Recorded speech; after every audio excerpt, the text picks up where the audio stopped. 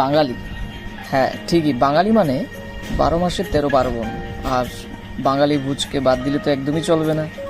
তাই আজকে এমনই একটি রেসিপি, ইলিশ মাছের রেসিপি, যা আমাদের এই চ্যানেলটিতে পোস্ট করলাম।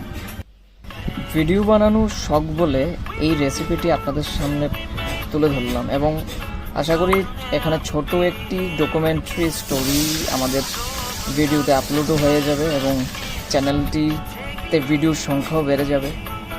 আর আশা করি আপনারা খুব সুন্দর একটি রেসিপি ডিশ আপনারা দেখতে পাচ্ছেন ইলিশ মাছের, যেটা আমাদের বাঙালির তথা পুরো ভারতবর্ষ তথা ভারত বাংলাদেশ সবারই প্রিয় একটি খাবার।